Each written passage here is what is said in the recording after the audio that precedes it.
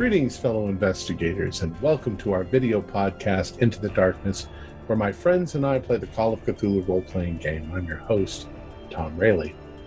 Our scenario is entitled Hell in Texas. It was written by Scott Dorward, and it's part of a collection entitled The Things We Leave Behind. Our GM is Zane Fleming, and this is Episode 1. Before we begin, a word of warning. This game has very mature and disturbing themes. We want to state that in no way does Into the Darkness agree with or condone the narrow-minded, real-world horrors that play out in this game. And I'll admit I'm nervous about this one. Our GM gave us some prep work that left me a bit shaken. I also want to remind our viewers that we realize the serious difficulties that people go through when dealing with addictions, and that it's not our intention to make fun of their struggles. We're playing character roles and nothing more. So, without any further delay, let's begin our journey into the darkness. Zane? Thanks very much, Tom. Just to reiterate, one of the things that drew me to this game, first off, was the real-life horrors. You could not have anything mythos related to this game, and it would still chill you to the bone and be quite upsetting and horrible. Scott is an amazing, amazing author. I've run one of his games previously on the channel, Miss Jews. In this game, he's really just gone up that next level. He got the inspiration from watching a documentary that came out in 2001 called Hell House, which talks about some Christian communities in Texas and all over the United States. It's not as common in other countries, where they hold haunted houses. But in the houses, the rooms are themed on things like homosexuality, drug abuse, family abuse, school shootings, and these sorts of things. And you walk through the house and members of the congregation perform these scenes out to shock you and to say, you do these things, you're going to go to hell. Very upsetting, very vivid, very, as Tom said, narrow-minded beliefs on things. And it's a hard documentary to watch. I couldn't get all the way through it. It was very... So I wanted to read this quick little bit that Scott wrote here, just so people are aware. Hell House, depicted in the scenario, is inspired by real Halloween haunted houses organized by evangelical churches across the United States. None of the material presented is exaggerated. If anything, some of it is toned down. That's if you guys are affected by the things that are coming up in the game and what I'm saying, I'm not exaggerating these horrors and the stuff that is said. That's what it's like. And some of it may even be toned down, as I said, for purposes of this as a game. Please just be aware of that. Yeah, if you don't want to watch, don't watch. Watch another game. We are using X cards to tell the GM if something's going too far. If it's going too far, they'll hold them up. I won't disrupt the story. I'll just kind of move on, continue on with the main basis of the story, because there's some pretty horrible stuff that goes on. All of the players are playing members of a support group. All of them are struggling with addictions of different kinds, and that's how these investigators are. And so thank you to my players for agreeing to come in and play this game. It's going to be fun, but it's going to be if I GM right, you should be pretty shaken by the end of it. All right. Without any further ado, I'm going to hand over to my first player, Josh Harwood, who is playing Reverend Harlan James Jr., who is the leader of this support group. He's an ex-preacher who now runs a support group out of a YMCA 2 nights a week. So, Josh? Welcome, everyone. Anyone who's new, welcome to the group. I'm Harlan James Jr. I am a recovering alcoholic, heroin, and cocaine addict. through some very tough times. I had a bad childhood, and Dad led me down these addictions. And then around the age of 19, 20, one of my best friends became my first wife, Zara. We had a couple of kids, and I got over my addictions slightly. They were always there. And then one day, she was taken away from me. And that just pushed me over the edge. I lost my preaching job. No church would take me anymore. I lost my kids for a while. They went to live with my deceased wife's mother. And it was all very, very tough on me. I couldn't get over my addictions until I met Abigail. Abigail helped me so much, and she got my kids back. We're expecting again. Well, we are expecting, but some circumstances, I kind of recently nearly went back into my addictions. A church tried to use that against me. I tried to get a job. They were horrible. I went to a bar, got drunk, went back. Abigail slapped me around the face. And, yeah, I haven't seen her since. So, she took my kids with her. Probably for the best, but I like to be here to give you guys hope, because I've been knocked down so many times, but I'm still here. I'm still trying to fight my addictions. I'm still trying to find my inner demons. I still wear my dog collar. And, don't give up. Keep fighting your addictions. And enough about me. Let's go around. Mr. Olson. How you doing? Garrett Olson here. Alcoholic. Anger management issues. I'm clean and sober 1 year right now on my alcoholism, but people still piss me off, man. They still fucking piss me off. I'm trying. I haven't knocked the shit out of somebody in 6 months, so I got a year sober from drinking, 6 months from kicking the shit out of somebody.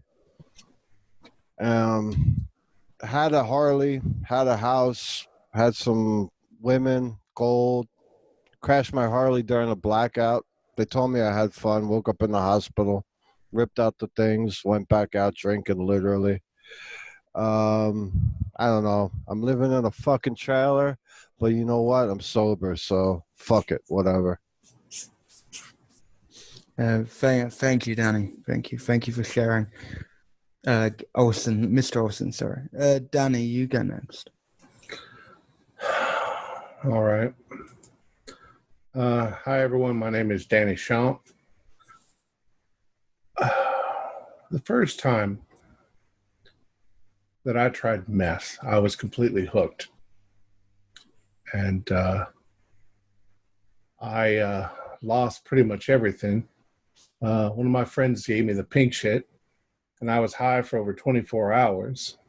And it was the greatest feeling I ever had, despite the fact that I was pretty much born with plenty of money and opportunity. My family was very supportive of me when I was younger, and I was on the football team, and I was a prom king in high school, and I pretty much had everything. But it wasn't long before my life spiraled out of control. Ultimately, I lost everything, and I ended up on the streets. It was a little like being at the bottom of a dark well. No way to climb out. And that if it hadn't been for Father Harlan, Reverend Harlan, I'd still be there. He became my sponsor, and he helped me to get back on my feet. It's been 2 years now, I have a steady job. I work as a mechanic, and I'm surrounded by people who care about me. So I guess after all my fucked up shit, I guess I've been blessed. That's really all I got to say. Yeah, thank you for sharing, Danny. God bless. And moving on, Mr. Ray. It's Thomas. It's Thomas Ray, or you can call me Tommy. Like most everybody just calls me Tommy. But man, you know, I grew up. I was actually from Salt Lake City. I ain't even from down here, and grew up under the Latter-day Saints up there, and all my family, they all had to do a lot of things that I don't really think were right. I wasn't too old before the protection services came in, and they busted us all up. I mean, I was already having to work out in the field, and my sisters, they were doing things, and they didn't know, man. They didn't know. They didn't know no better. That's what everybody did, That's how they told us. They said, "Hey, man, if like they say at work, man, if all you got's a hammer, every problem's a nail." And that's all we had. We were just hammers, man. That's it. But yeah. So once I got loose from up there, I came down here, and I got hooked up. I was having trouble. I was worried and scared. I'd always been inside the LDS community, so they took care of us. They didn't put us out nowhere.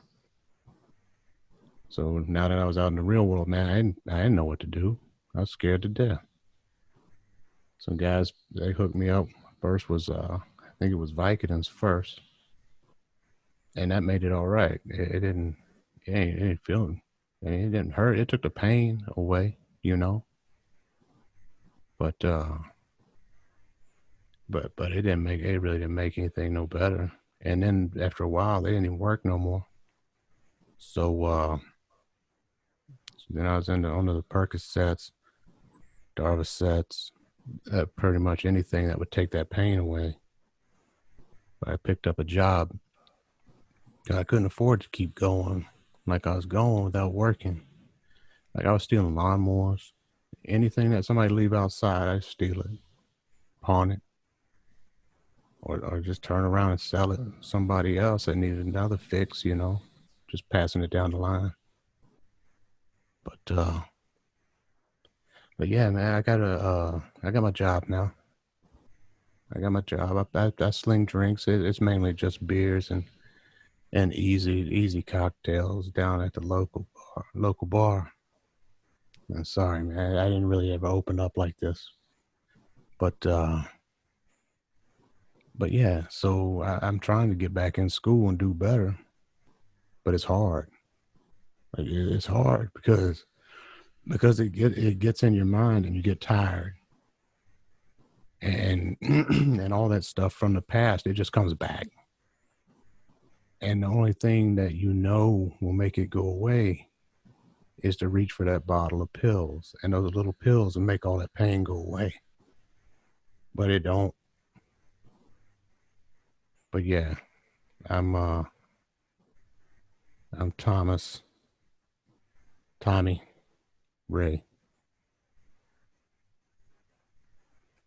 Okay, so that's you guys all know obviously that Tommy is the newest member of your support group, and he's here by court order. So it was a court order thing. This is the first time he's kind of really opened up to the group properly.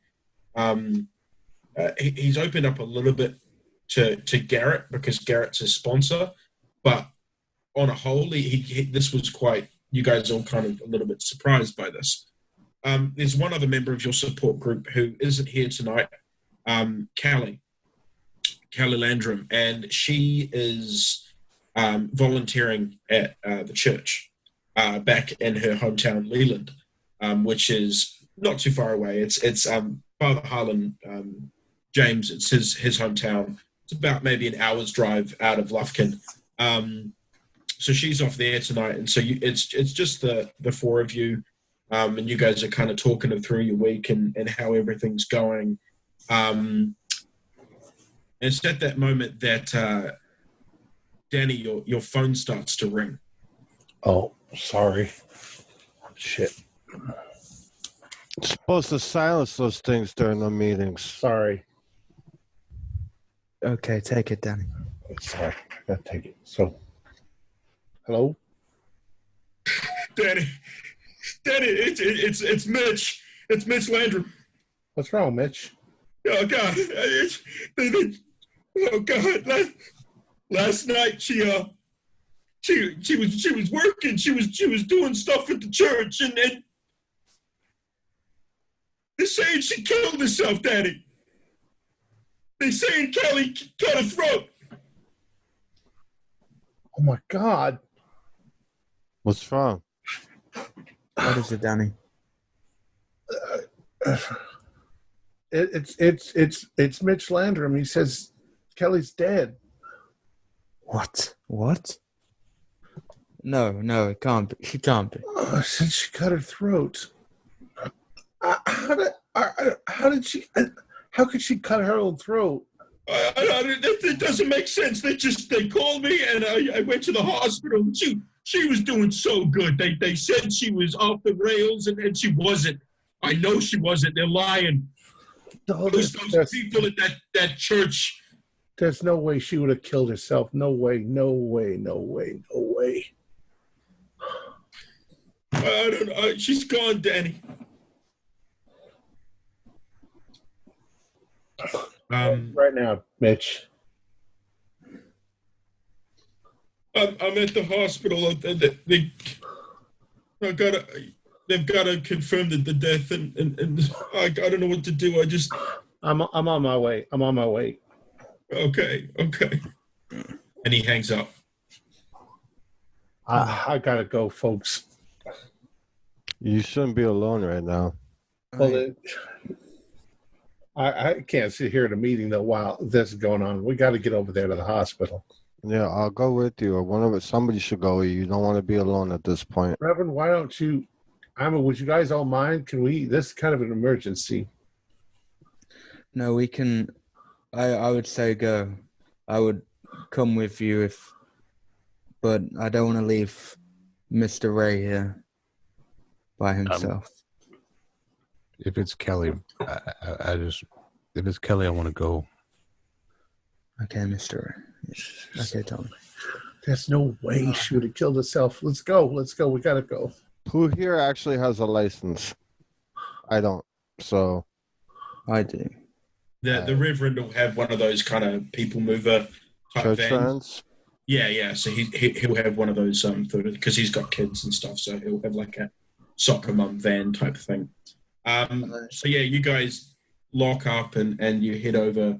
Well, is Ray going to come with us? Tommy Ray? Yeah, I'm coming with. All right. Yeah. So now you guys know that Danny was Kelly's. Danny was Kelly's sponsor. Right. So they had like one-on-one sessions and they were close because of that reason. I'm sitting up in the front if Reverend Harlan's driving. The Reverend will be driving. So you guys are on your way to the hospital in Leland, which like I said, it's about an hour or so away. Yeah. Reverend, there ain't no way that she'd have killed herself. Why? I maybe I didn't do enough for her. No, there's just no way. There's no way. See, there's something that we never told you. It's like we were engaged. We were going to get married. We just were waiting for the right time to tell everybody to make the announcement. It's like Danny. we were happy.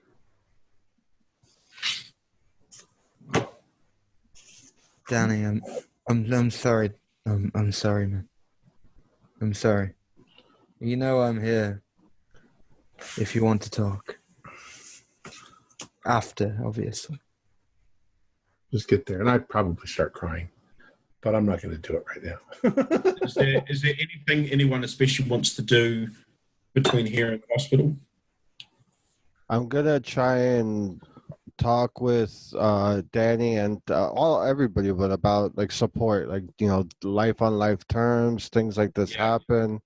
God grant us the serenity to accept the things we cannot change, the courage to change the things we can, and the courage to know the difference.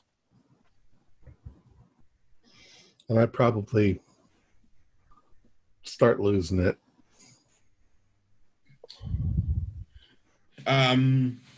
Why would God let this happen? Oh, why would he?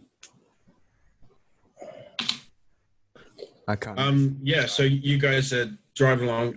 Pretty much, just story-wise, you guys get to the hospital. Mitch Landrum is there. Some of you guys know, you've heard of Mitch. You may have met him once or twice. He is Kelly's father. Yeah. She grew up with quite a kind of rough background, and Mitch was a violent alcoholic, and her mother was a drug-addicted hooker. So she that's how she went off the rails and everything. But as she found the church, God saved her. She always used to say, God saved her life. Right. And through that, she actually renewed her relationship with her father, and he's got his life on track, and they have a really nice relationship now. So you guys come up to the hospital, and Mitch is standing there, and you can tell he's visibly pretty upset. And he just comes over and he gives Danny a big hug. And he just keeps, I'm sorry, Danny. I'm so sorry. What the hell are they saying happened? How? Oh God! And he sees Reverend Harlan James, and he says, "You with them? You with those fucking church people?" No. He's an ex-reverend. He's the leader of our. He's one of us. No. I do my own thing. He's my sponsor. I would never do anything to harm anyone, any of these. I'm here to help. To answer your question, Josh, Reverend James, no, there wasn't a meeting between that gap. So yeah, he goes, yeah, she was volunteering for the church. They've been working on this haunted house thing. And I called her the other night, and she was upset. Something had happened, and she should have not gone, but she went to help at the church because she said she volunteered and she had to be there. And then the next thing I know, I get a call saying that she was acting strange and moody, and then she cut her throat. Yeah, I don't buy it. Come on, we were happy. No, I don't buy it either. That's what I'm saying. There's something fucked up going at that fucking church, that fucking asshole church in Leland, the Leland Free Evangelical Church. And he says that is your old church, Reverend James. That is your old church. I just I look visibly upset, and I'm just... So you didn't know that Kelly attended your old church? Why did she never mentioned that she went to my old church? Why? Well, maybe she didn't know it was your old church. I'm fair. I've mentioned it a few times in meetings. But... we just got to find out what happened. Are the police involved now? The police? That's half the problem. Is the new preacher? Obviously, since you left, new guy called Ted Weaver, Pastor Ted Weaver.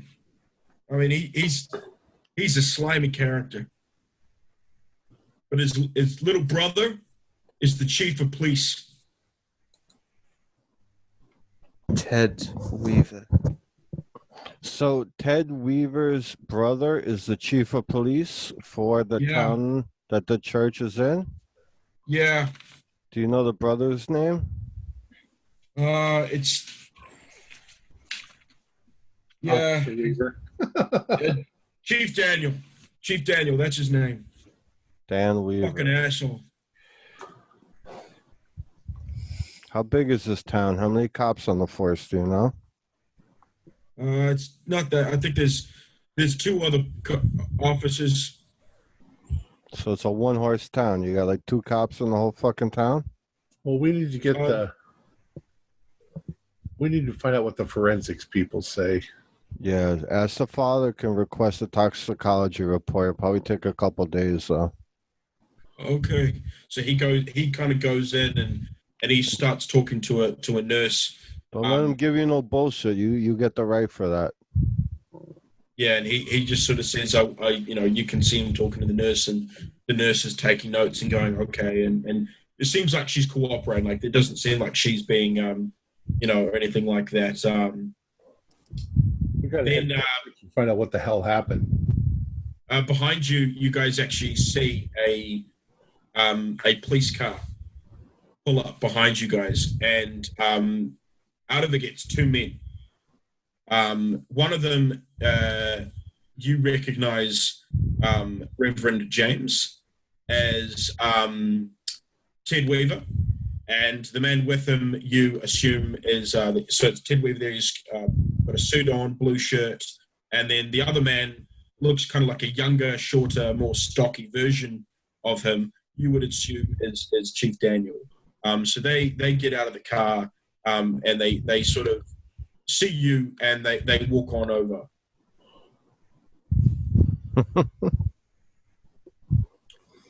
They go, and it goes, well, and this is the Reverend goes, well, look at that, Ted. If it isn't our old Reverend Harlan James Jr. Ted, what happened? What happened, Ted? What do you mean, what happened? What are you here for? You here to stalk me another one? And at that, Daniel sort of goes, hang on, is this the guy that accosted you?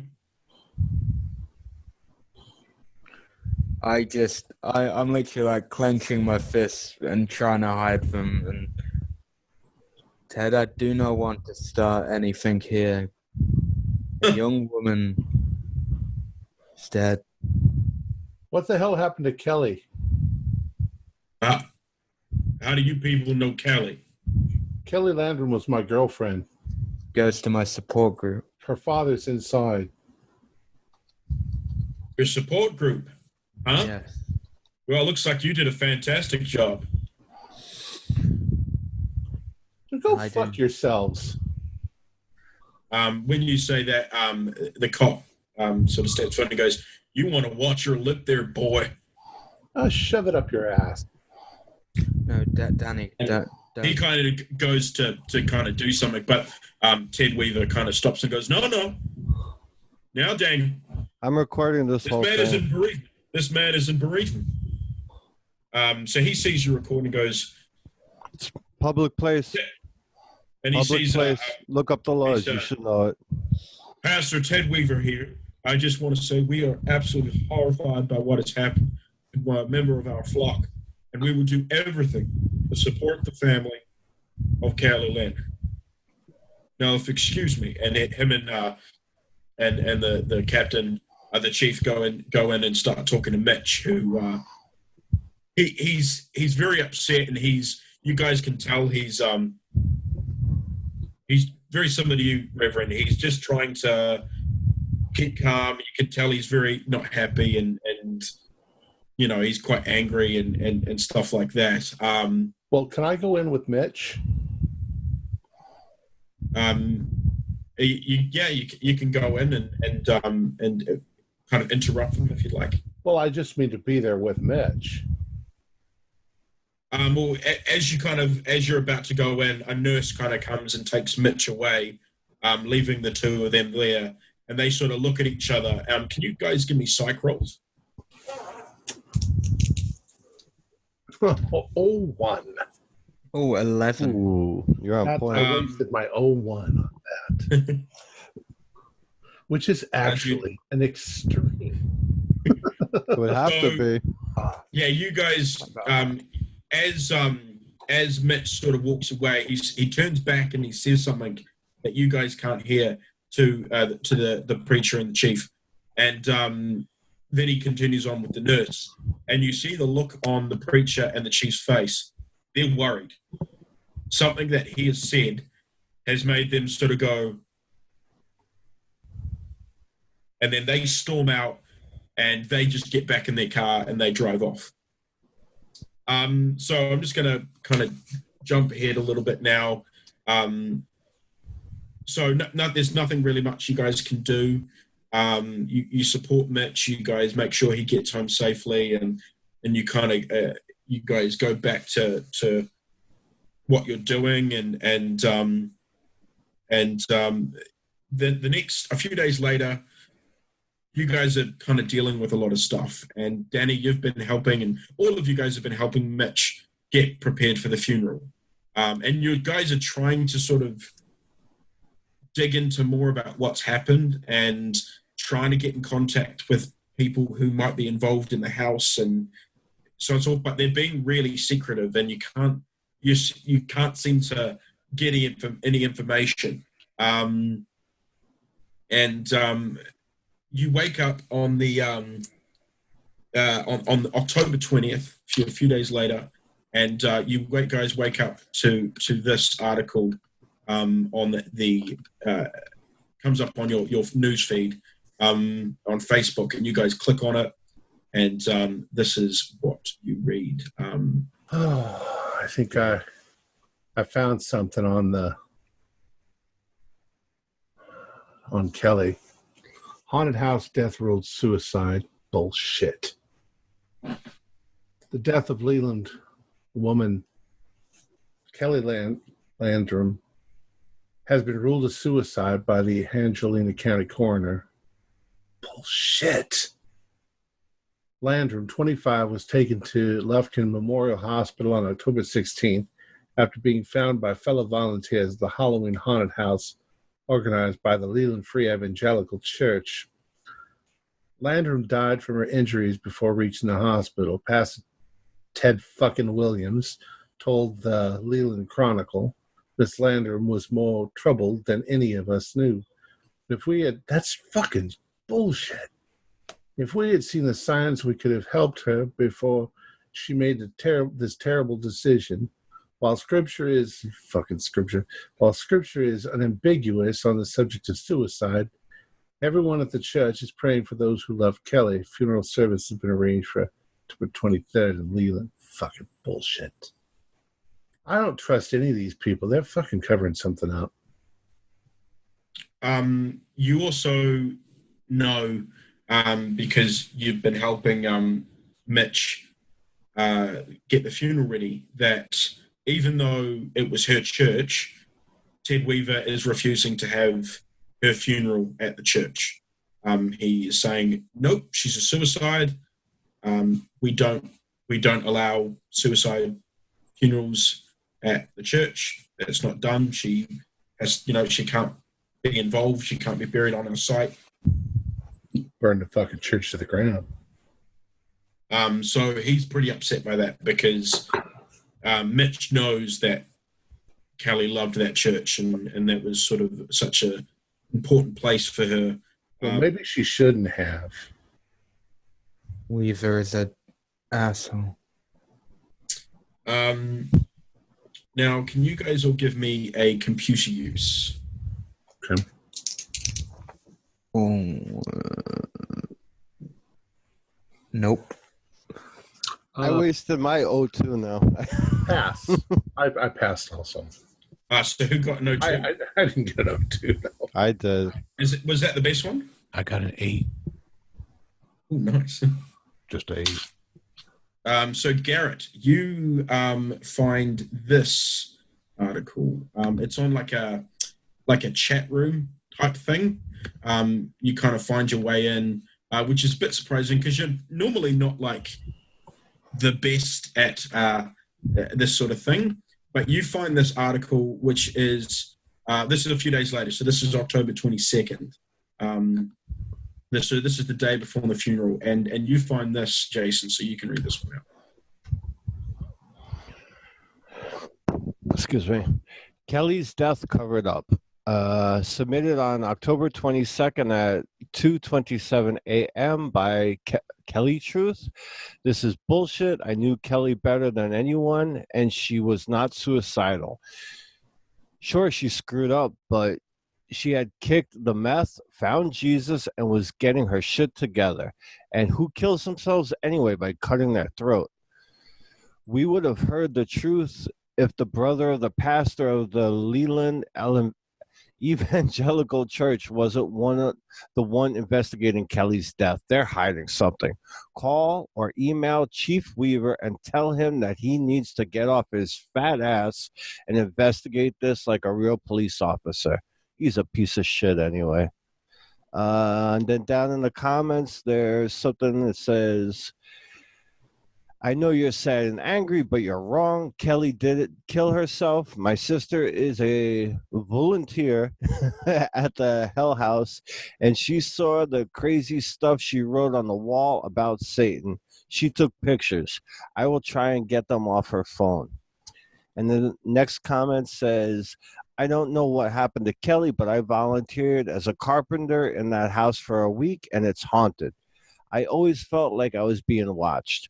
While I didn't see anything, I nearly cut off my fingers with a bandsaw when someone pushed me and there wasn't anyone else around. I never worked anywhere that creeped me out like that. So yeah, you find that and you send that off to the other members of the group. And so you guys are you're at another. This is the first meeting you've had since you guys have now found out about Kelly's death, and the next day is the funeral. Somebody has her cell phone. No, I think someone said like her sister was volunteering, and her sister took some photos. Took pictures. Oh. Yeah. Okay. So the funeral is tomorrow at 10 a.m. at the Gillian Cemetery in Leland. So this is the night before that, the 22nd. Garrett's just showed you guys this article he's found with the kind of the comment thing, and you guys are just talking about, I guess, your plans tomorrow. Well, what's some weird stuff in there? What's the stuff about her writing stuff on the walls, or? You got to ask her father to obtain the police report so we could read through that. From this article, it's saying some bullshit that she wrote about Satan on the walls before she killed herself. Yeah. Somebody has pictures of it. That's just not Kelly. It's not Kelly at all. I could have done something. I could have. Could somebody have slipped her something? How long were you with her, man? We were, well, we kind of, she was part of the group, and about a month ago we got engaged. And no offense to you, Tommy, but you were new to the group, and we just figured, since it kind of coincided with that, we would just wait until things had gotten where we were all friends again. We were all friends, and then we would make our announcement, but we never did. There's just no way. She was a nice person. She believed in God. She would never have killed herself. We'll pray at the end of this. We'll pray at the end of this meeting in memory of her. You gotta go to that haunted house, man. I mean, we should poke around a little bit. I want to find this fucking bitch that has that pictures on her cell phone. I can't be hanging around anywhere that the police are gonna show up though. So Already got them on me, man. You know that. I know. They're like, oh man, there's Tommy. We're gonna hook him up. And that's what they do every time. And I ain't even done nothing. Tired of that. I'm tired of them, man. You just get tired and it all just goes on again. Yeah. You know, those people at that church, there's got to be somebody there who will tell us what happened. There's going to be a lot of assholes telling us some bullshit, too. Yeah, but you know what? Their whole thing is about love and God and telling the truth and never lying. Some people take it to be extreme, but this wouldn't help. But I have a slight confession. So I had an altercation with Mr. Weaver, which led to me to go to the bar, have a drink. And that night on the 14th, I got a call from her. But I didn't pick it up. I just let it ring. And then I fell asleep. Maybe if I picked it up, if I wasn't in the state. Yeah, but I'm her sponsor. If she was having trouble, she'd have called me. Thought you wasn't supposed to be in a relationship with your sponsor, man. Ain't there rules? No relationships for a year. Man not supposed to date. Man, female, don't mix on sponsors. There's got to be a reason she rang me that night. Maybe she was asking for help. Maybe somebody did this to her. But if I wasn't drunk, I would have. Who the fuck cuts their own throat? I'm a goddamn psychopath, and I wouldn't cut my own fucking throat. I don't think you could cut your own throat. You know, I once got a splinter in my thumb, and I couldn't pull it out. I had to get somebody else to do it. Can Tommy? Can you give me an idea roll? It'd be too painful. You wouldn't be able to go through with it. No, you'd start, and then you'd go, I can't do that. Yeah. Oh my god. Is that a pass? 8 again. Oh, nice. So you think back to the thing that Garrett brought to the group, in the first comment, which has the name Kelly Truth. This is bullshit. I knew Kelly better than anyone, and she was not a suicide. So you realize that there's someone out there that sees Kelly as someone close to them, and they don't believe it's a suicide. And by the way they're writing, they seem to know a little bit about the church and that the crimes being inspected by the chief. And you realize maybe it's one of the maybe it's someone at the church, maybe it's someone who's going to be at the funeral tomorrow. Biggest thing is we can't be around the police. They're in it, man. They're in it as much as anybody. Well, they can't do anything during the funerals, so no. Let's keep our eye on, see if we can find somebody who's crying a lot because of... Or not crying at all. Yeah. I thought Danny wrote that first comment. No, I didn't write it.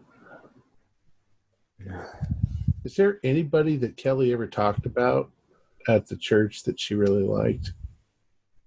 Give me a luck roll.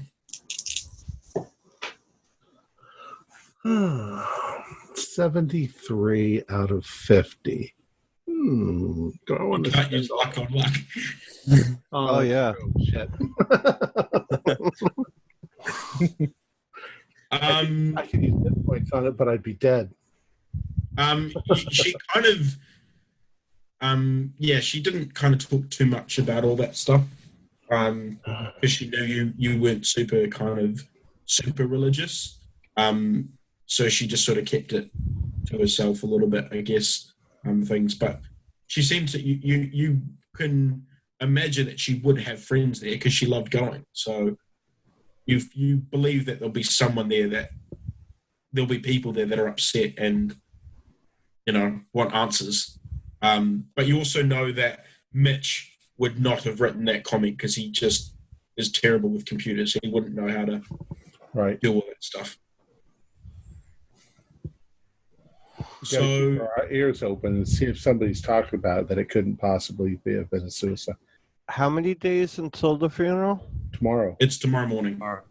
Should we maybe scope out that house or the other church before we go to the funeral?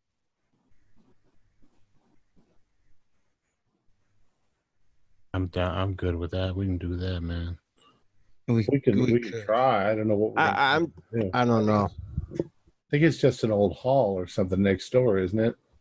One right next to that church. Yeah. They made it right next to the church, right?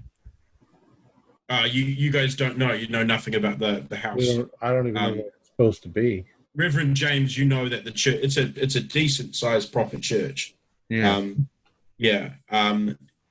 Also, give me an idea roll, Reverend.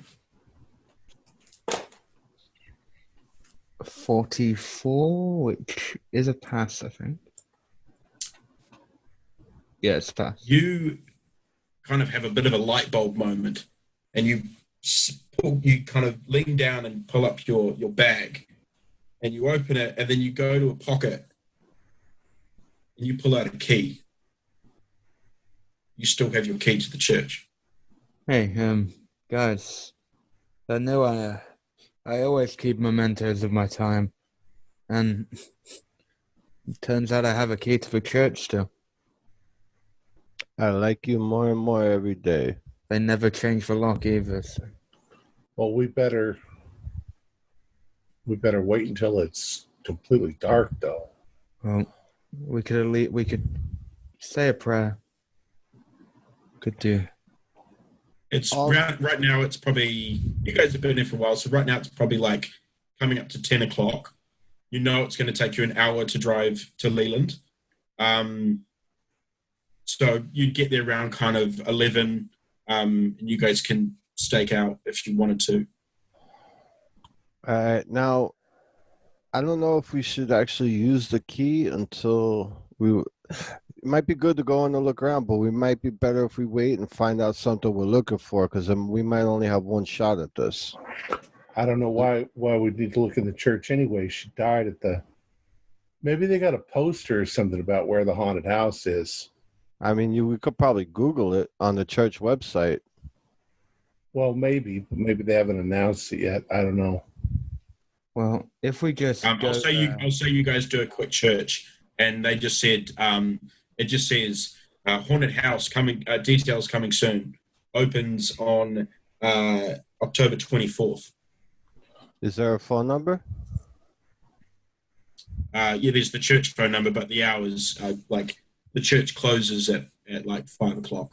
All right. I don't trust it.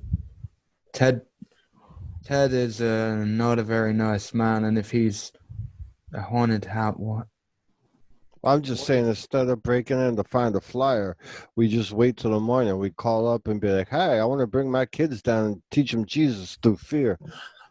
What's your address? Oh, come down to 442 2nd Street. I don't know if any of you have been arrested before. I've been locked up quite enough. Well, quite honestly, I don't want to drive an hour there and an hour back and then go to a funeral tomorrow morning at 10. We want to stay off their radar as well.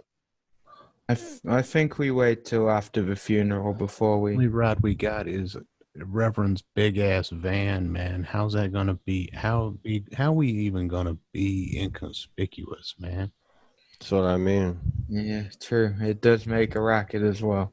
It's not very well kept. Only thing it don't do is have the lights and the stop sign that comes out the side to stop the traffic. Let's just ask tomorrow where the haunted house is going to be. Yeah. We'll get the funeral over and done with, say our goodbyes to Kelly, and we'll figure out. afterwards. Okay. So you guys, I'm assuming you're all going to go to the funeral together. You'll sort of travel together and turn up. So let's fast forward to the next morning.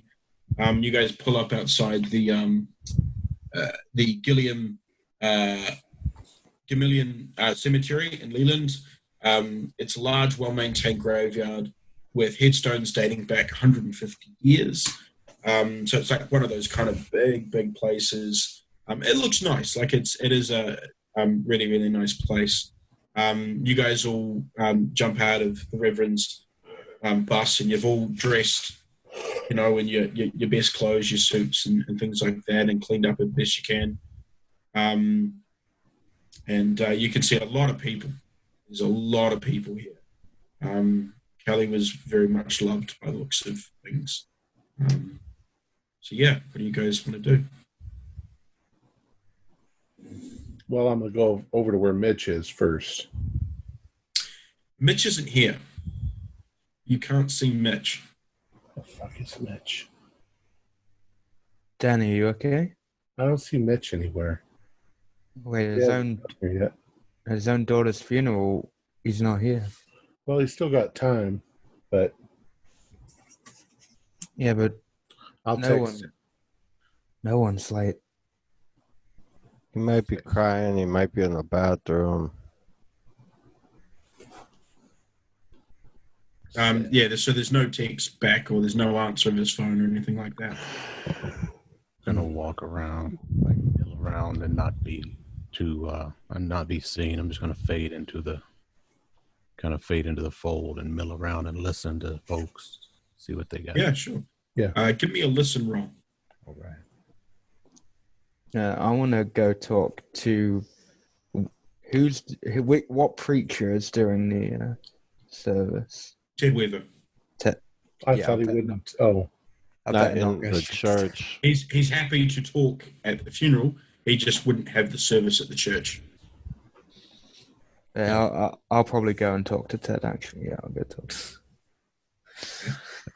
What would you like to do, Garrett?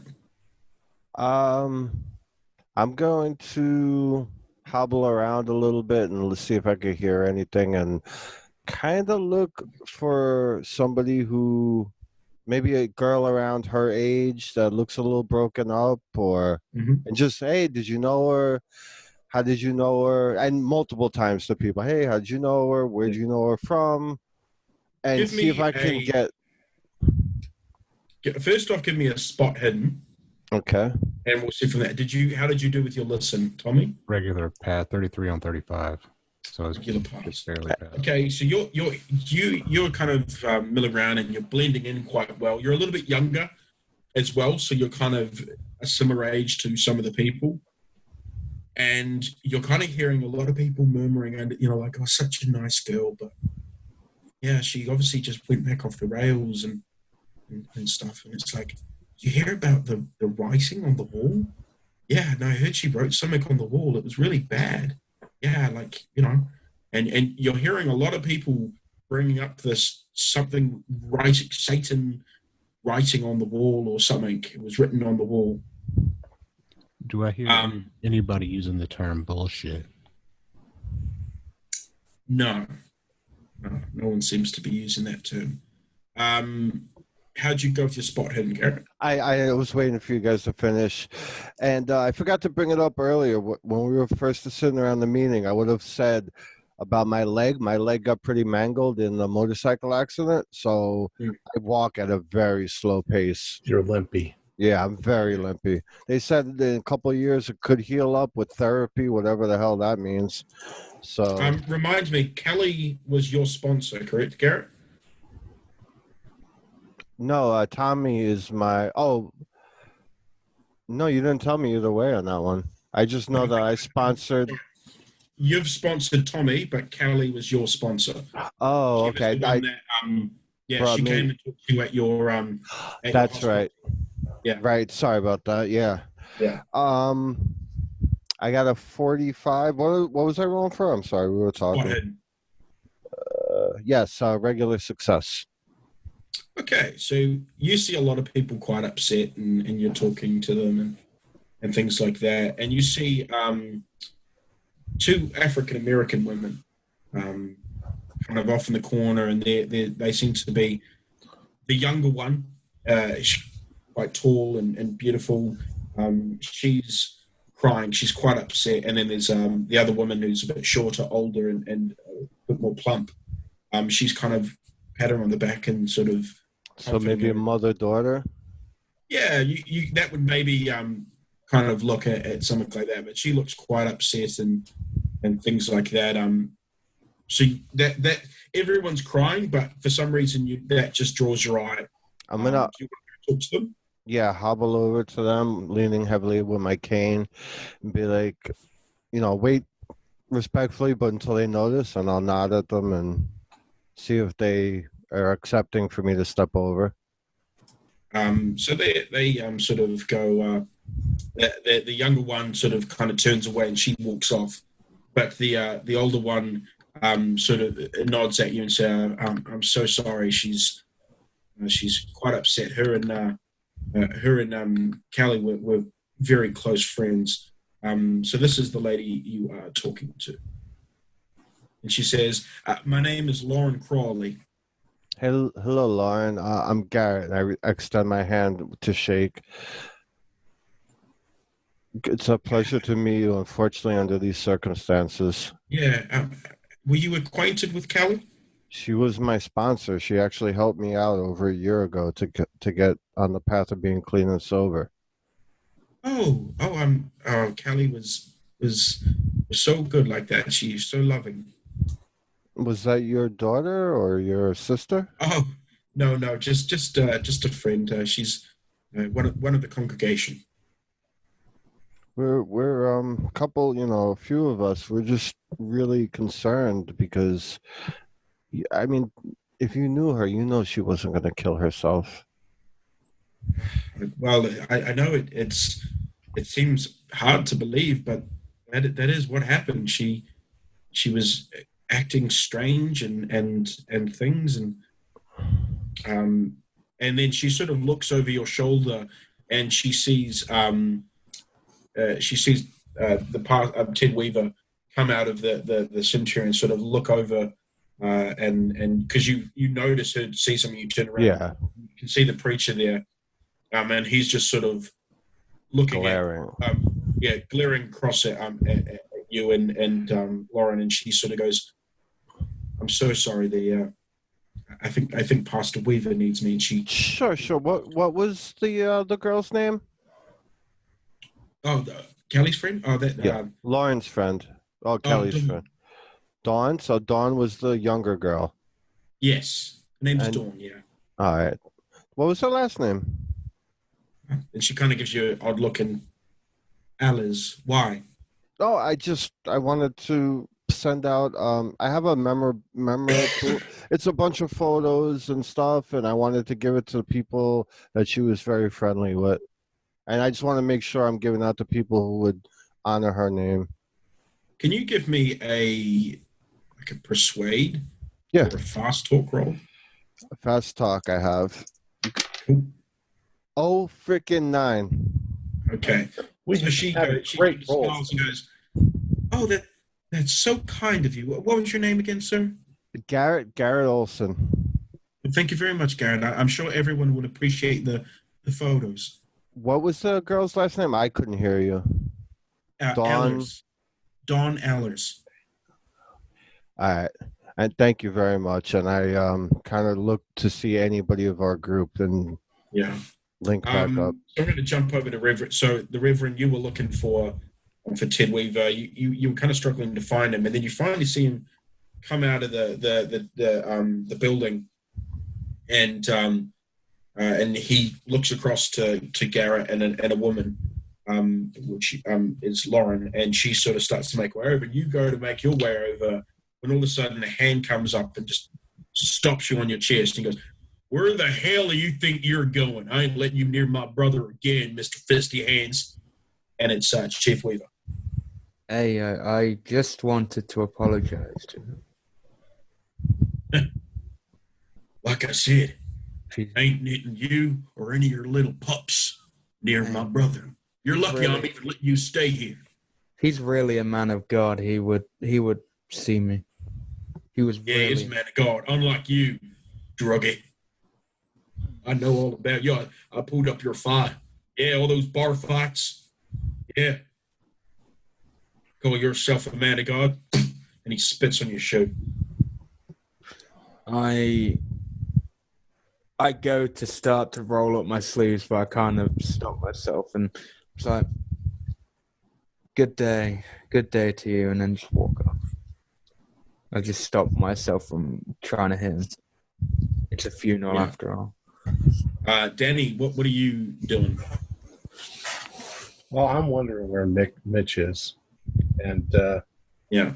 I'm sort of wandering around too, seeing if I hear anybody whose attitude is like, yeah. So you finally get through. That she wasn't, killed herself. She was killed. You finally get through to Mitch, and he goes, "Hey, Danny. Mitch, we're here at the funeral. Where are you?" I'm on my way. There's something I gotta do. I'll be there. Don't worry. I'm not gonna miss my daughter's funeral. All right. See you in a few. Okay. And then you'll wander around for a little bit, and people are, everyone's being really polite and talkative. No one seems to be kind of saying, don't be here or anything like that. You guys aren't getting that from anyone. Everyone talks to you quite happily, but the general consensus is that, Callie was lovely, but, she obviously maybe she started using again. No one seems to know if maybe she started using again and decided it was just too much. I'm keeping my eyes open for anybody who's looking at their phones, like sharing pictures. Yeah. All of you give me spot hiddens.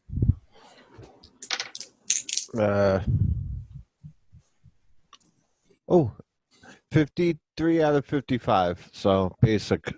Or 48 out of 55. So again, basic. 25 out of 35. I passed. 71 out of 40. Okay, so, Garrett, you kind of are looking around, and you see Dawn. She's off in the corner, and she's on her phone. Is Danny near me? Give me a luck roll. 40. Yeah, I passed that. Yeah, he's kind of not too far away from you. What's just up, Garrett? Hey, and I limp over. I say, yo, and I point without being obvious. I'm like, you see that girl, that pretty young girl over there? Mm-hmm. Her name is Dawn Allers. I think she's our best lead here. She seemed to be very broken up, and I talked with her friend, and she said that they were extremely close. Right. Oh, plus now we got to make up some memorial thing to mail out to people. That's the excuse I'm using for asking all the questions. No offense. I'll go talk to her. Before we do that, Tommy, you are kind of wandering around, and you, as you said, you're kind of trying to blend in and listen to people. You're not talking to people as much. You all of a sudden feel like you can see eyes on the back of your neck, and you feel like you've got that feeling that you're being watched.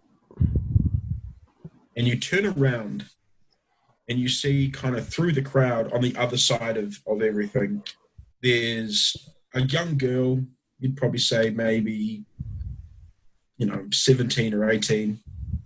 And she's just standing there, and she's just no blinking. She's looking directly at you. How far away is she from me? She'd probably be, decent 50, 60 feet. And there's people walking in between you guys. And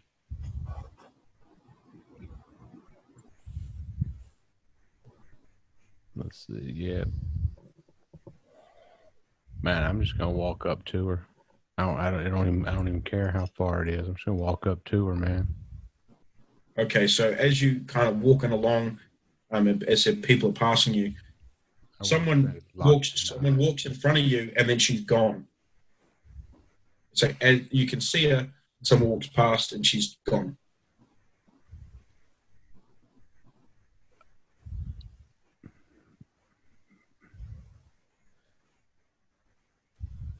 Man. All right, man. So I'll jump back over to Garrett and Danny, who are walking over to Dawn. Yeah, I sort of motioned for Garrett to stay there for a minute, and I walk up to her and I say, "Excuse me, ma'am, you Dawn Allers?" And she sort of looks up and smiles. She goes, "You're Danny. Yeah. She loved you very much."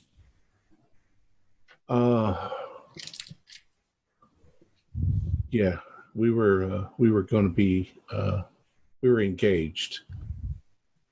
Did she tell you that? Yeah, she asked me to be her maid of honor. And I move up close so that, you know, I can, if I'm talking to her, I am. I'm like, I don't want to upset you any more than you're already upset, but there is something completely wrong going on here. There is no way that Kelly killed herself. I know. It doesn't make sense. It's all been, and she looks around her. She's kind of looking around to see if there's anyone near you guys, and I think Reverend Weaver is using his brother's influence to cover things up. Yeah, we think that too. Dawn, everybody keeps talking about some sort of a thing that she wrote on the walls. People have got cell phone pictures, but we haven't been able to see what it was yet. I wasn't there. I wasn't working that night.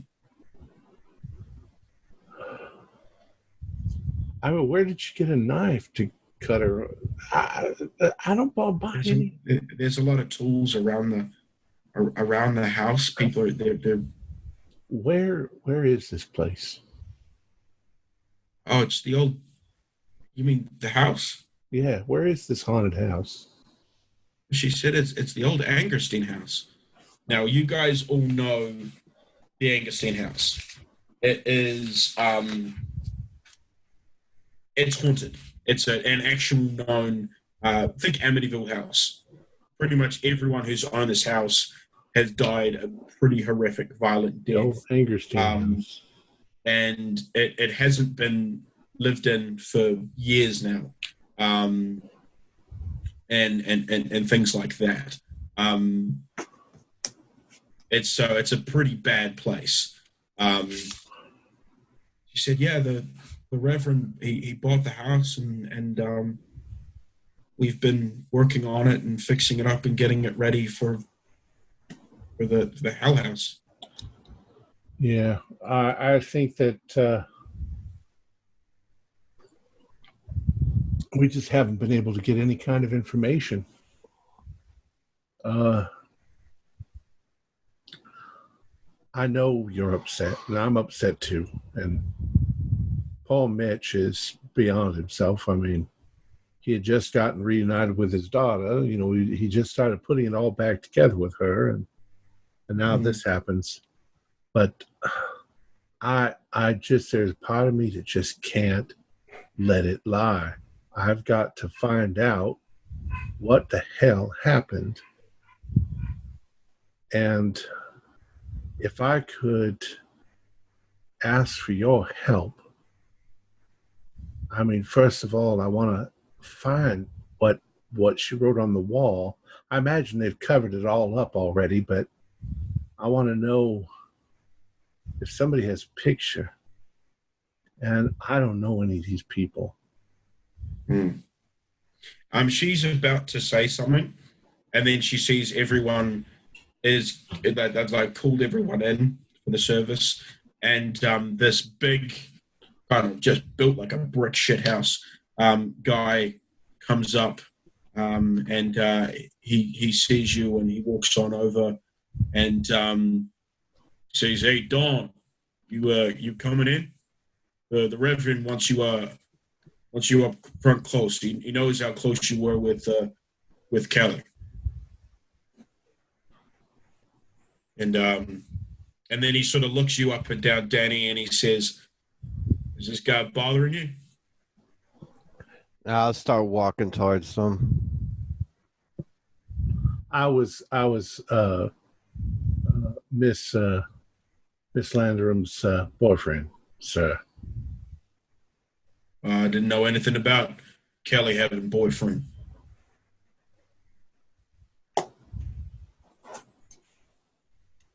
Is he bigger than me?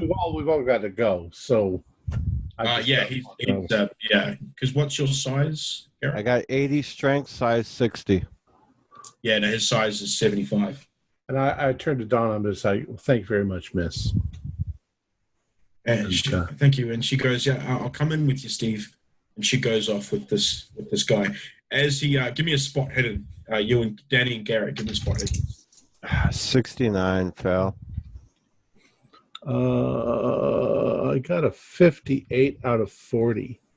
Can I use some luck? Sure can. I'm going to use, that's 18 luck.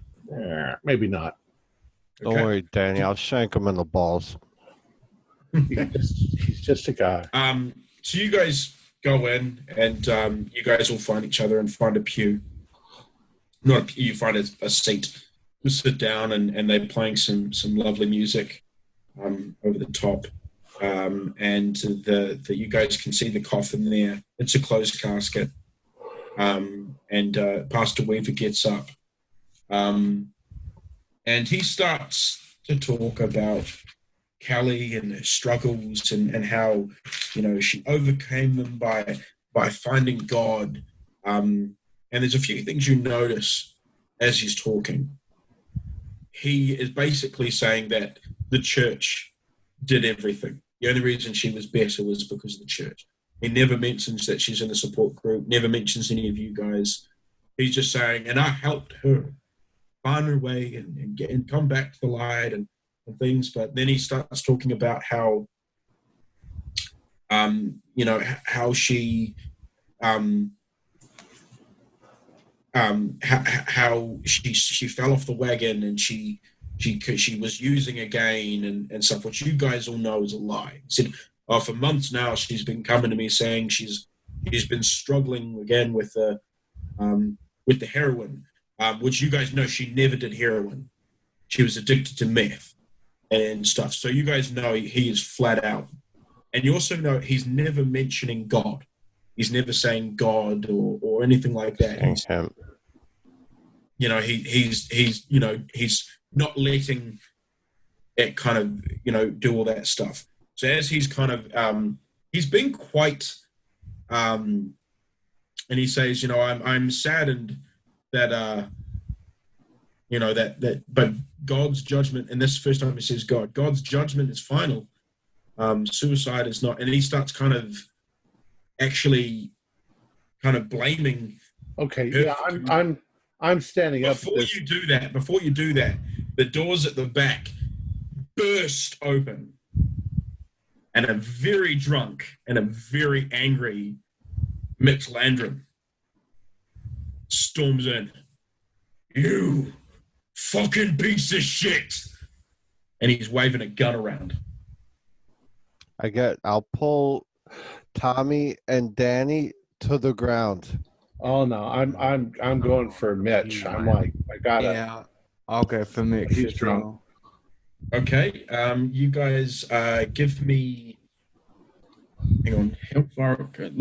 I'll say you guys are like because he's coming in. So let's give me some strength checks. Well, if Danny's going to go to... Are you going to try and take him down? Well, I'm not going to tackle him, but I'm like come on, Mitch. No, Mitch. You're drunk. Calm it down. Okay, so you're going to talk to him. Okay. Well, and I'm going to try to get the gun. Okay, so yeah, let's give that a strength check. Yeah, because while Danny's talking to him, I will. Okay. I got a 66 out of 80. Okay. I got a 33 on strength. Okay. So you guys kind of, you guys, you don't, as you say, you don't tackle him. You're just trying to like control him and things. Right. But then out of nowhere, he gets tackled from behind. So he gets tackled to the ground, and the guy Steve, the really big dude, he is on top of him. He's pulling his arm behind his back, cuffing him. So you guys realize that this guy's a police officer. He's like, sorry for that, folks. Sorry, I got him. Fine. And Mitch is just screaming bloody murder. Yeah, I'm pushing on Steve, and I'm like, dude, this is her father. He's grieving. He's just drunk. And he looks up and he put your hand on me, and you'll be going to the same place as him. Hey, uncuff him. And then another guy comes along, because everyone's sort of backed away and thing. And another guy comes up and he goes, "Excuse me, I'm sorry, please." And he, because at this point Steve's got Mitch to his feet, and Pastor Weaver's coming, and down this guy coming and goes, "I'm so sorry about all this. I know this is Kelly's father.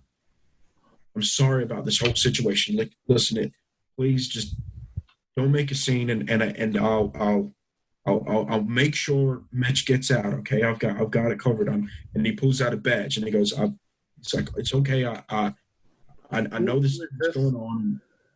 Who is this guy? This guy. I mean, do we know this guy or? No, you guys don't know this guy, but he shows his badge, and he says his name is 1 second. And he goes, "My name's Officer Martinez." All right. And if you guys want to give me psych rolls, Harlan and Danny. No. I think that's a no from me as well. Yep, it's a no. Okay. From what you guys can tell, he seems quite genuine. Like he's not kind of being abrasive like Steve or Chief. He seems like he's been quite kind of calming and quite straight up. But pretty much everyone is now moved. Pastor Weaver's telling everyone to move out of the church. And right. Well, I've stood up in the middle now, and I just look over at Pastor Weaver and I say, "I want you all to know that this is just nothing but bullshit. Kelly and I were about to get married. She was happy. She wasn't using drugs again. I was with her almost every night. So, fuck you all." Can you give me like a persuade or a fast talk or something like that? As he's done that, I've actually rolled up my sleeves and started walking towards the pastor. Okay. Oh, where the hell is it? Yeah, I got 45, and my persuade is 10. My fast talk is 5. Yeah. You have a charm or intimidate or something? Charm is 15. Wait, intimidate. Maybe that's on here. Intimidate is 35, and I got a 45, so I'll spend 10 luck on that one. You want to spend 10 luck? Okay, so what happens is you stand up and you kind of 1, 2, 40. You kind of notice that a lot of people around you kind of go, they're quite surprised, and and you hear whispers of, she was engaged.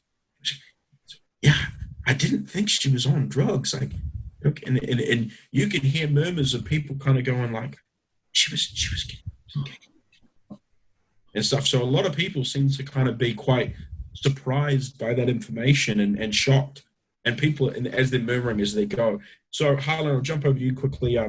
Garrett and Tommy, what did you guys went down? Where are you guys now? Well, once I saw that there wasn't shots being fired would just get back up, stand up. At least for myself. I stand back up, man. No, Are you guys waiting for these two? Or are you moving out with everyone? I'm standing back because I want to be able to see what's going on. Yeah. I didn't want to go to either group because in case something popped off, I wanted to be able to see the whole congregation, so to speak. Is everybody walking out? Like everybody's walking out right now? Yeah. Everyone else in the church is kind of, there's a lot of people, but a lot of people are moving out. Right. Now, I'm gonna kind of hang around a little bit, and I mean, I'm just curious. I want to go up there and take a little closer look at the coffin. Okay. Give me a spot. Nobody's hidden. there. You know what I mean? Give me a spot hidden. All right.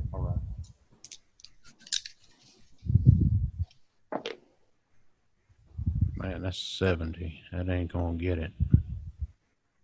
Cool. So Harlan, we'll jump over to you. You were making your way up to the preacher. Yeah, I rolled up my sleeves. I walk up to him and go, I don't care who your brother is. You need to listen here. You're no man of God. You never you refer to God once. You always refer to yourself. You're nothing but a self-believing man. You're just. I look like I'm about to punch him, but I kind of stop and I'm Now I want to walk over towards Harlan. This is what I was waiting for, something like this. So as soon as he was rolling the sleeves and walking, I start hobbling my way. Yeah. You lied. She wasn't like that. You lied. If you did something to her and you're lying about it now, if you killed her, I don't care. God is my witness. I will kill you. And then I just walk off. I start to walk back.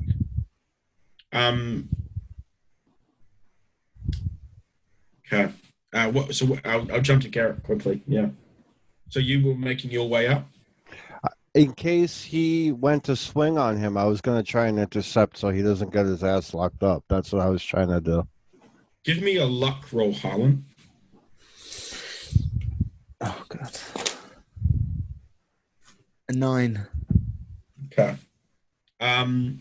So yeah, you walk away quite happily, and you join up with the others, and kind of you make your way out, and you look behind you, and you see the preacher go in the back. He goes up the back. So Tommy, you're kind of you're standing there by yourself. Oh no, sorry, Danny. What did you go off with the other two? No, I mean I was yelling at the preacher, but after I was done, I just turned and walked out of the church. Right, cool. So you went off. Yeah. So yeah, it's just you, Tommy. What do you want to do? You're on mute. Yeah, that's what I was saying. I'm gonna take myself off mute, and I'm just gonna go up to the front pew and sit down all the way to the center, right next to the coffin. I'm just gonna sit there for a minute, take a look around, see what's going on, have a moment. You know, it's one of them things where you talk to somebody, and you know they're there. You don't know who it is, but you know there's somebody there and they're listening. So I just had some things to get off my chest is all. So I'm sitting there. I'm gonna I'll talk to Kelly for a minute before she got to go on wherever she's got to go. Cool. Give me a spot hidden. Now that one is going to be much better. That's a 20. That's a pass. It's it's 20 out of 35, so it's a good regular pass. Okay, so you get that feeling again, like you've been watched. I turn around and look out the back of the church. You can see the doors are open at the back of the building. It's not a church. At the back of the building, and the doors are open, and you can see people walking off to their cars. And you can see standing in the middle that same girl. She's just staring, no blinking, just looking directly at you. Ain't nobody between us now. You can come on up.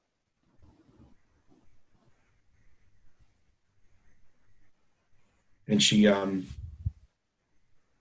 walks on up. She walks up into the building, and she's at the other end of the chairs. So there's a decent still space between you guys. I don't buy it. You feel free to sit down if you want to. You ain't got to. So you've got a better look at it now. He knows. He knows what you did. Who knows? He knows. He's waiting for you. Well, He's waiting for you at the Angerstein house. He'll get his chance. I'll pay for whatever he knows I did. That's the things we all pay for what we did. Or what we want to do. He doesn't want you to pay. He wants to reward you. He rewards his friends.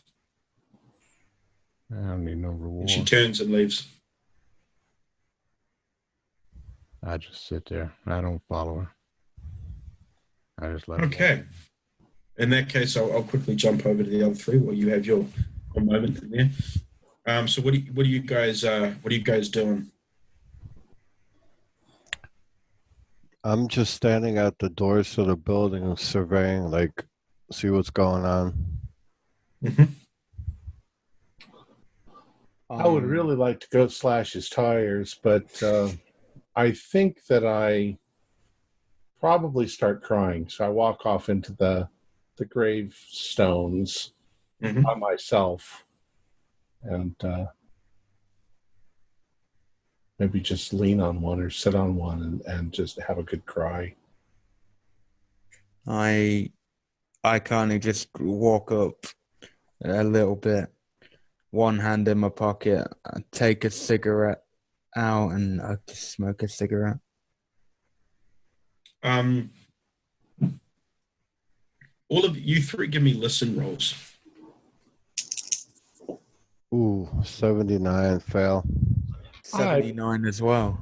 I passed by 1 point. I got 44 out of 45. Danny, you're in the cemetery and you hear sorry, I didn't mean to disturb you. And you turn around and it's Officer Martinez. Is Mitch going to be okay? I'll make sure. I'll make sure they let him off easy. The chief is hard to deal with. You seem to know Mitch. Yeah. Well, I like to know the people of my town. I mean, call me old-fashioned, but I'd like to, do proper police work, and I want to know the people I protect. Officer Martinez, things just don't add up here. I don't believe that Kelly killed herself. That's just not. Neither do I. So I look at him and I'm like, and he sort of looks around him and he reaches into his jacket. He pulls out a file and he hands it to you. and I don't look at it directly, but I said it. I look at him like, what are you handing me? Crime scene photos. The chief doesn't. He locked them in his desk. I managed to get some copies. I look around to see if I can see where the chief or. Give me a. Actually, no. They're gone. You saw when you left. You saw them leaving in the police cruiser. Well, I sort of stare off into space for a couple of seconds, and then I pull the file and I open it because I'm expecting to see horror. Okay, this is what. So basically, there's some just images of like a room that looks like it's being kind of worked on, like it's, you know, bit constructions and some stuff done, some wallpaper. There's a few kind of furniture bits here and there, but there's one image that pops out, and this is it.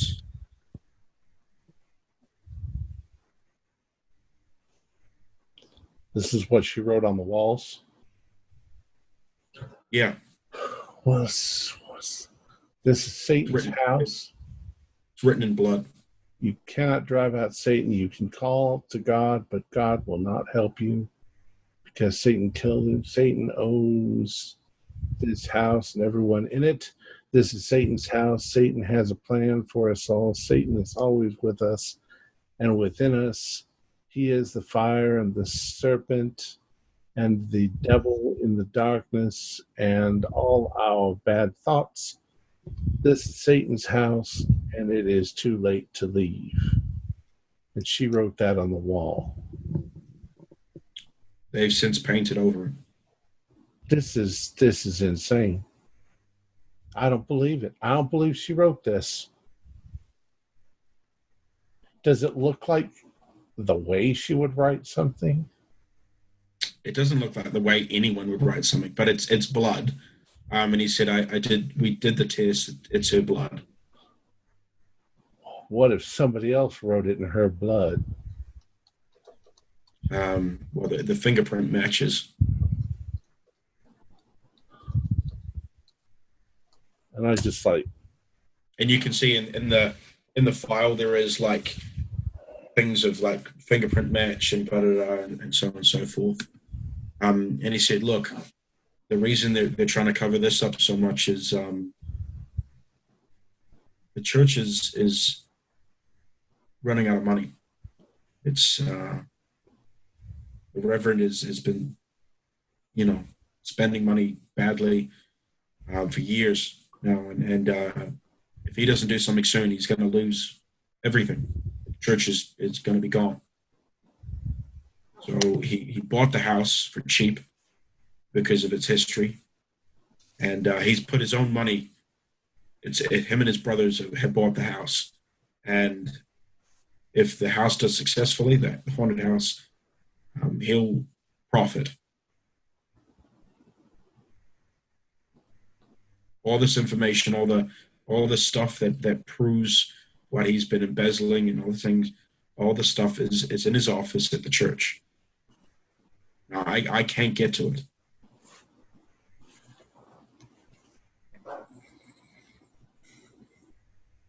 well, thank you for telling me this. And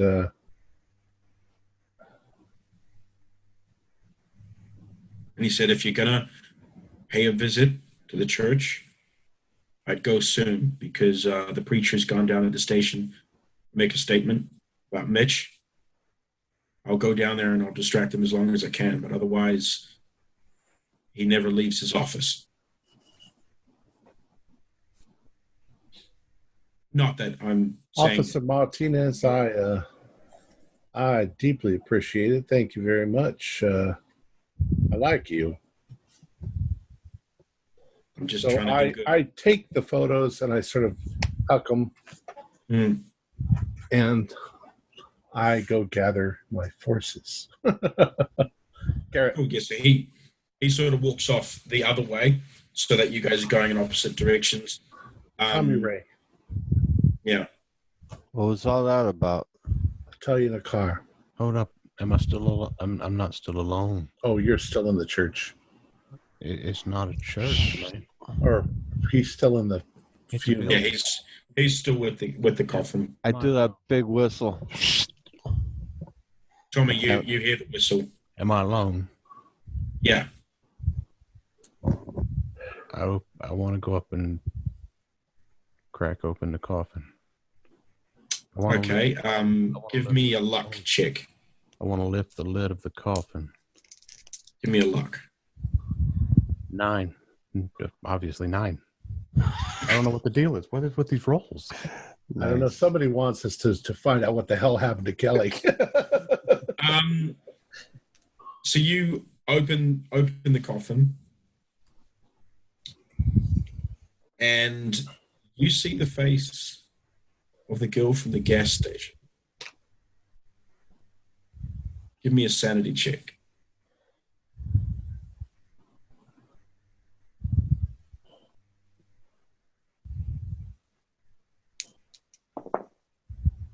Two. No, that's failed. Oh no, wait, that's luck. Oh yeah, definitely failed sanity. Give me just take 1. Okay. And then you sort of like shake your eyes, and it's Kelly. Can I look at? Can I see your hands? Yeah, they're like that. Yeah, Are all of her fingers there? all of her fingers. Are all of her fingers there? Yeah. All right. Yeah, all of her fingers are there. I'm gonna lower. I'm trying to lower the lid and feel terrible for looking. Okay, no problem. And then, so you're going to join the others? Yeah, yeah. After, I'm going out there with everybody else. But as I'm walking out, I shake my head and I'm turning around. I'm looking back at and trying to put together what I just saw. But I'm going to go on out there with the rest of them. So, Come on, we gotta go. I'll tell you why in the car. Okay, and let's go. we'll jump in the car. All right. And I'm assuming you're heading to the church. Well, let me tell him before you assume, Mr. Sorry. Keeper. Yeah, we need to get to the church, your old church. Well, I have the key, so That's the idea. Listen. What happened? I'll start driving. We have a friend, Officer Martinez. Officer Martinez does not believe that Kelly committed suicide. He says there's fishy shit going on in that place, and that the Reverend is trying to cover stuff up because the church he's embezzling money from the church, and he doesn't want anybody to find out because it'll ruin his chances of making more money. So Martinez is going to make sure he can keep the preacher at the station as long as possible so that we can get into his office and get the stuff out of his drawers. Well, I don't mind robbing from a man who's not actually a believer in God, because he is no man of God. Question for the keeper. Do we know anything about this Officer Martinez prior to this? You're not from this town. I'm not from the town. All right, so Danny, you've been on the streets. You know the fucking game. If this cocksucker is putting us in a fucking, getting us into that church, and then he's gonna lock us all up, I swear to fucking Christ, I'm gonna kill every last one of them. Well, I hand him the file. Yeah, now we have police evidence and we're breaking and entering. Yeah, but why would he give us this police evidence on Kelly's murder? Well, all right, so if this is true, I'll let him live. But those other cocksuckers, they're going to pay. Technically, it's not breaking and entering when we have the key. All right, it's just entering, but it's still a charge. It's a felony. Just don't break the key. Let's do this. I'm just saying, be in case this is a fucking setup, man. Well, we'll keep our eyes open. We'll be fine.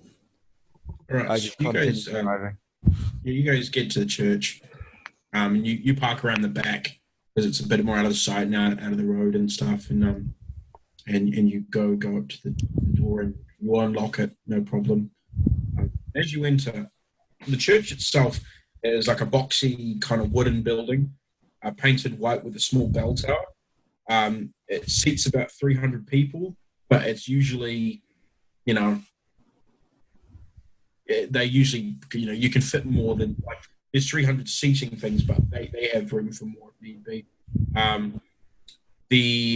It's furnished with modern wooden pews, a dais holding a single wooden lectern, and a number of collapsible chairs. Visiting speakers and musical performers and stuff is up the front. The carpet is a plush fuchsia. The carpet is bright and clean, and the walls are white. There's a big stained glass windows, bright abstract painting patterns. You know where the priest's kind of office is around the back, so you head off that way, and you guys get to the door, and it's locked. Not a I'm problem. gonna take a look out. Just gonna kick it.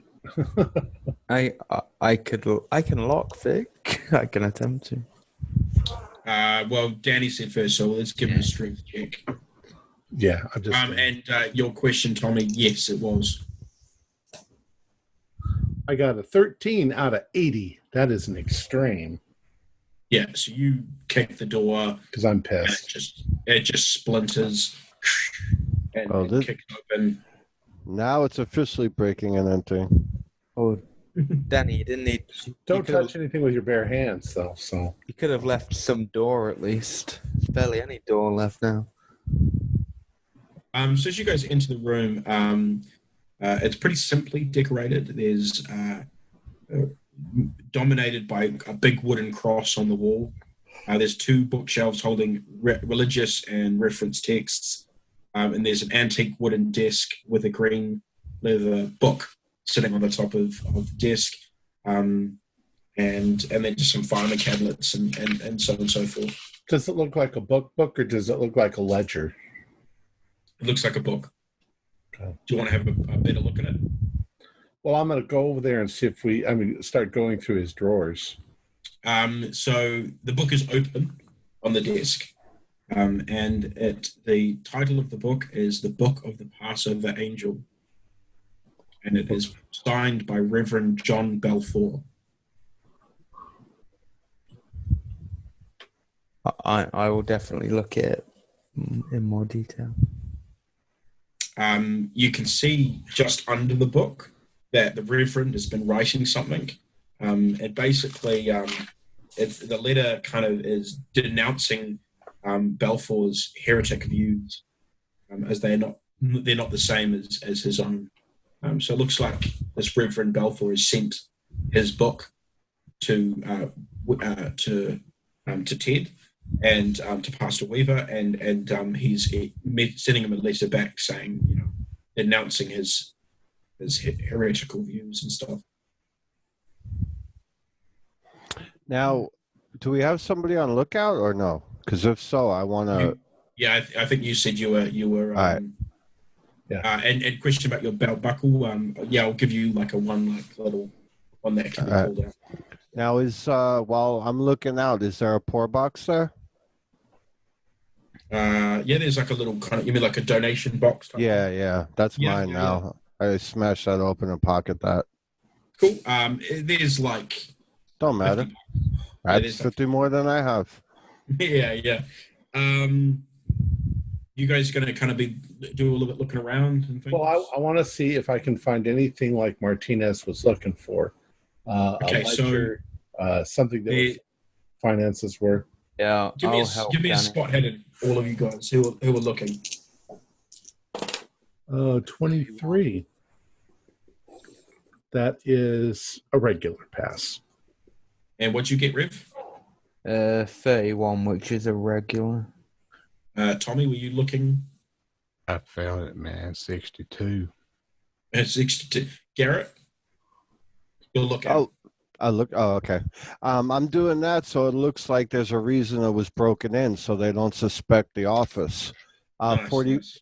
45 out of 55, so it's a normal success. Cool. So you guys do a pretty thorough look around and you're being real careful. You're using like bandanas to open drawers and so on and so forth, so there's no fingerprints.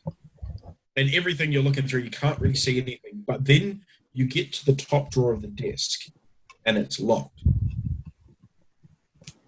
Well, once again, I'm just going to pull it. Okay, so give me a strength check.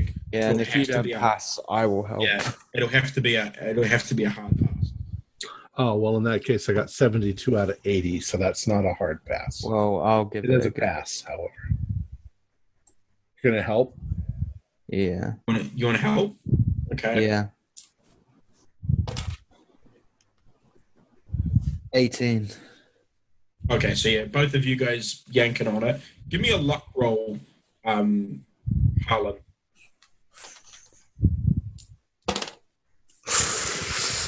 99.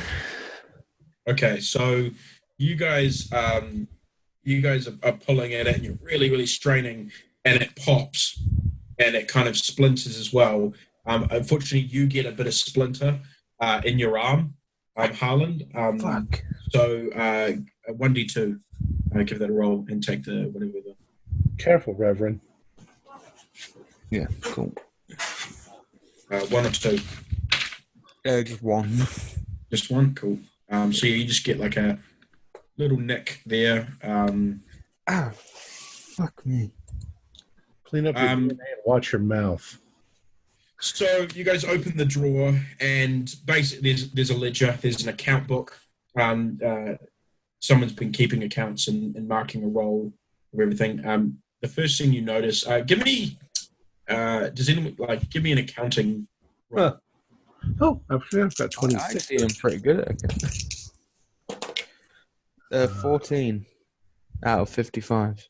Okay, so Harlan, you, what you can see from looking over it, this is taking, like, you guys have been here now for about 20 minutes, so you're starting to get a little bit antsy, Garrett. You're like, we should kind of probably... Let's grab the stuff and go. So, yeah, so you guys, if you guys want to grab the stuff and go. We can look at it in the car. Yeah. Cool. So you guys, that's basically what happened is you guys get to the car, and someone else, Danny, you drive so that Harlan can look at the book. Now, Keeper, Yes.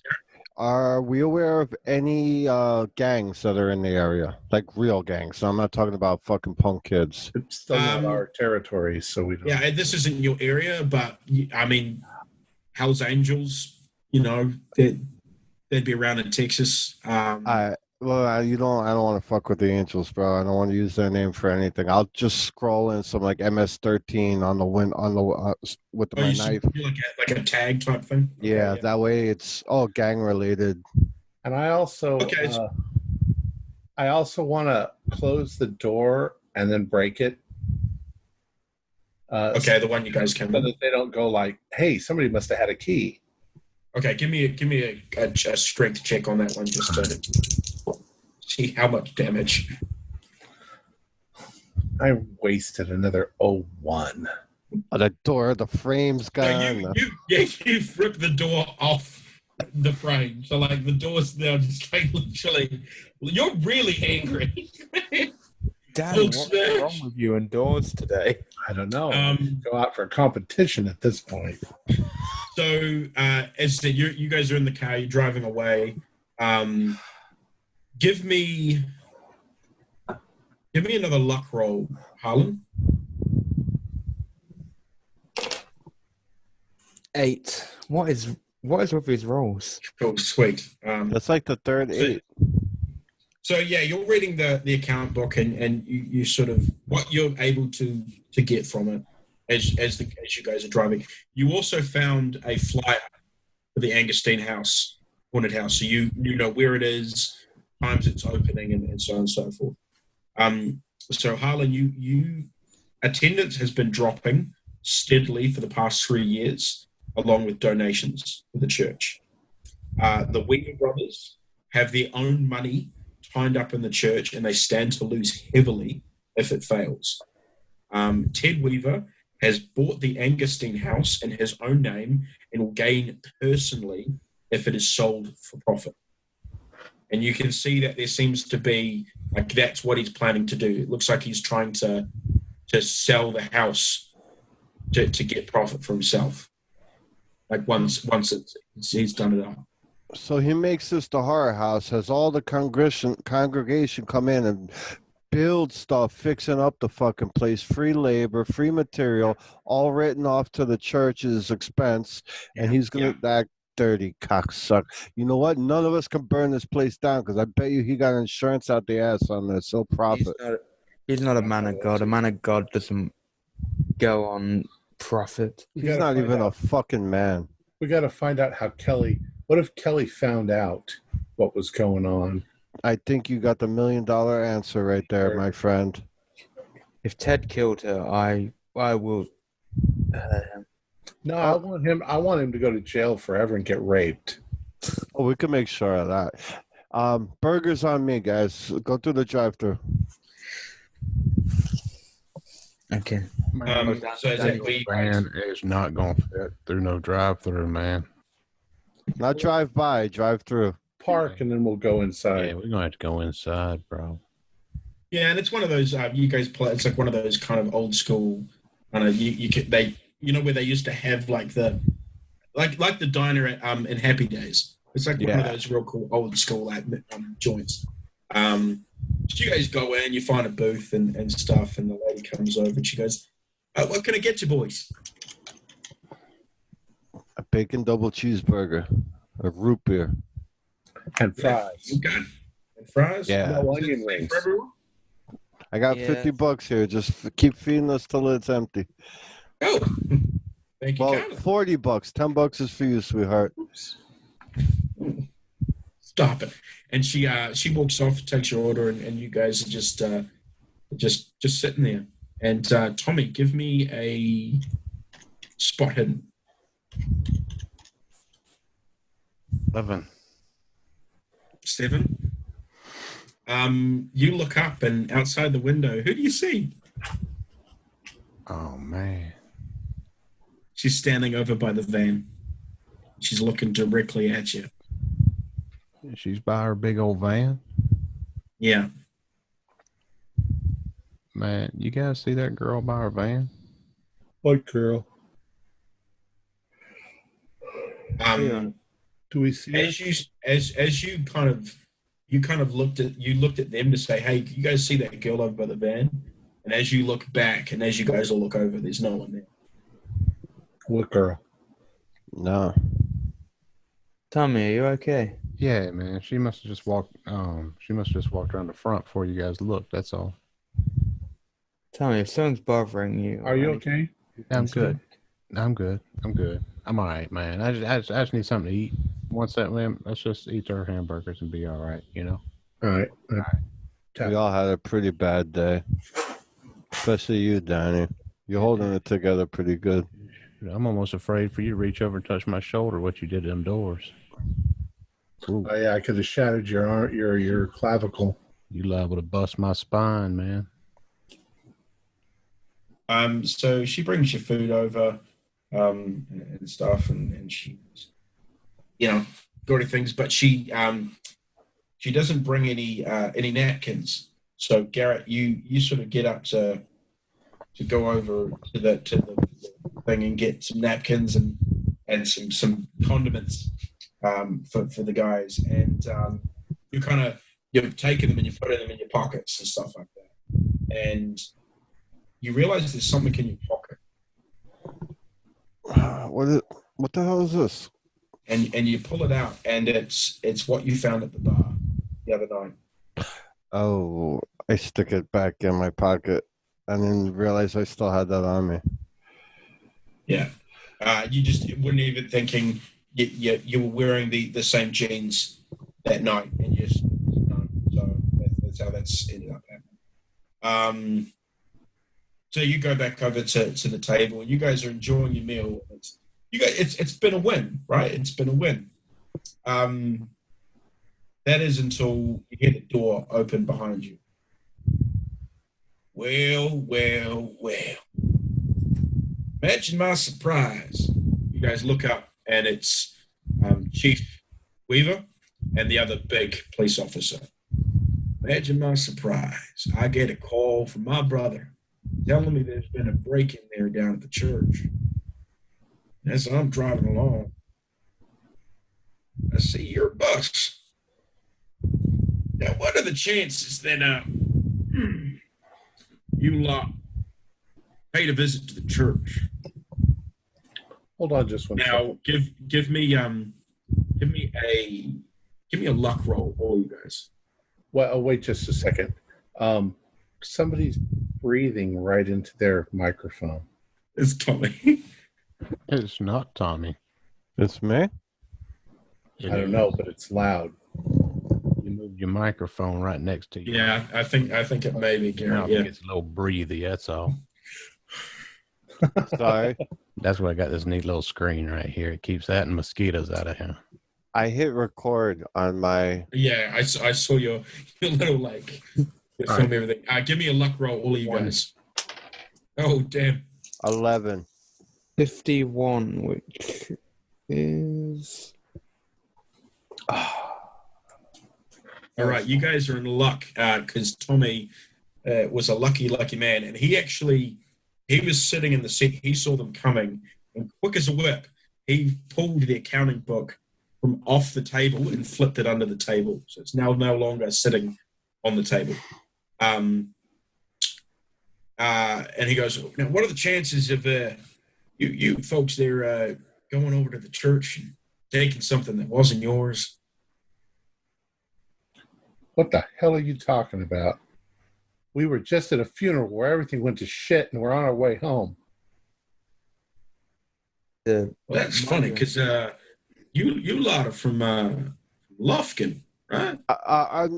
Guys, hold on. Are we being detained, officer?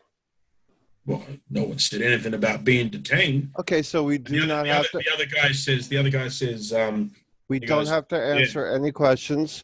Thank you. Have a good day. Thank you. Have a good day. Wise guy, huh? No, sounds like you've had a run-in with the law before, huh, buddy? I think we all have.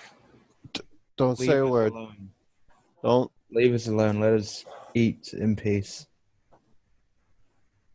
And he gets real angry when you can visibly get real angry when you say, "Did I say you could talk?"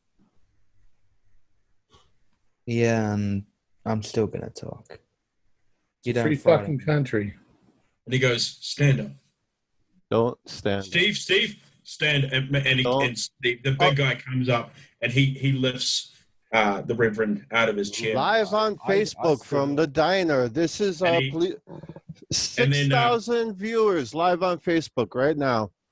And then Chief Weaver comes over and he handcuffs James and Harlan, and he says, "I'm taking you in for assaulting my brother. You know, we got cameras in the church there, buddy." And all of you guys just go. And he goes, "Now we're going to check those cameras to see if you boys had a little fun in there, but I'm taking the Reverend in here on charges of assault, punching my brother in the face." And him and Steve walk off with the Reverend. Fine by me. I didn't do anything that wasn't deserving. And that's where I'm going to leave it for tonight. I know it's a little bit short of the full 2 hours, but I think that's a good kind of stopping point. No, that's a good stopping point. Great game so far.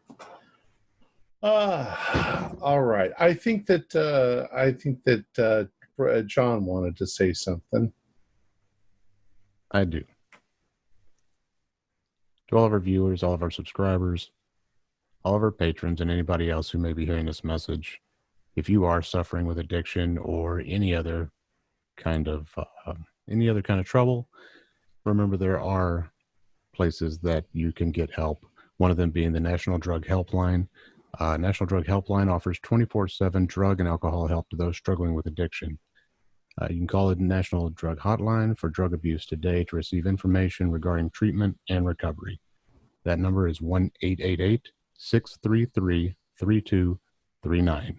Again, that's 1-888-633-3239. It's 24 hours a day, 7 days a week.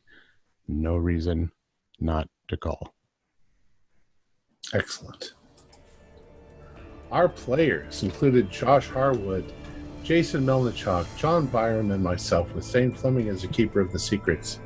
We're currently producing up to 5 shows a week with music and sound effects added in post-production in order to create a richer listener experience. We provide audio-only versions of our shows free for you to download from Podbean or iTunes. The costs involved with the show are provided almost entirely by our patrons. Without them, we wouldn't be able to do what we do. If you'd like to support our show, please visit our Patreon account. Just $1 or $2 a month helps us a lot. You can find a link in the description below. Like, share, and subscribe to our channel and punch that bell icon for updates on our latest shows. And leave us some comments. We enjoy reading them and answering any questions you might have. This is Tom Rayleigh, together with all the members of our gaming club, inviting you to journey with us once again into the darkness for another adventure into the universe of H.P. Lovecraft and the Call of Cthulhu role-playing game. Until next time, good luck, good gaming.